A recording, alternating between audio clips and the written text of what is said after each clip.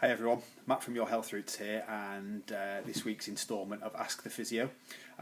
We've had a lot of questions come in, and this one isn't in direct response to one of those questions. It's more of a question that seems to crop up from time to time and regularly in our movement classes, and it's one of sort of posture and good movement, bad movement, and it goes against our sort of ethos at Your Health Roots, because as research sort of tells us now, there is no good and bad posture. Probably people now will be shaking their head and disagreeing and sort of thinking that, well, of course there is. But we now know that there isn't. There's lots of movement variability. There's no such thing as good or bad posture. What may be a good posture for 5 minutes, if you sit there for 30, 40, 50, 60 minutes or a couple of hours, it's not going to be a good posture then. So we're looking at sort of movement variability. Certainly if health professionals have told you you've got bad posture, then they're sort of not particularly well informed, I think, and it can be quite harmful to patients to be told that they've got bad posture, because we don't know what that is. There's no certain gold standard of posture that we're sort of judging people on. So this notion of good and bad posture and good and bad movement, there's just movement variability.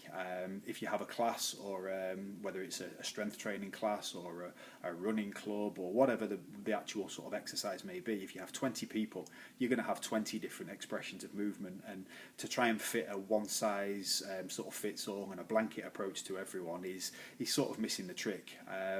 There can be better efficiency of movement. There's certainly that we can make our own movement more efficient, but certainly no good or bad posture. So that's definitely a message we want to sort of try and hammer home at Your Health Roots, that it's much more important to have movement variability. It's much more important probably the amount that we're moving, rather than with any specific technique or form.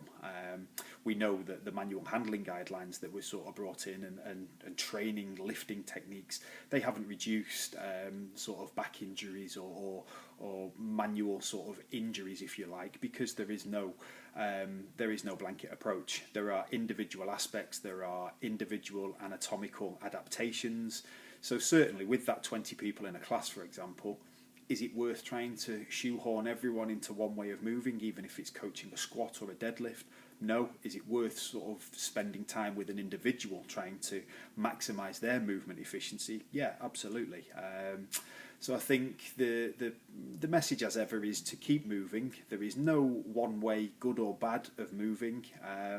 I think probably if someone's experiencing pain or discomfort in a particular area, and this has been happening for a while, then probably worthwhile having it looked at. But we now know that it's not any good or bad posture or good or bad movement. So as ever, keep moving, keep the questions coming in. If you have any comments, please let us know.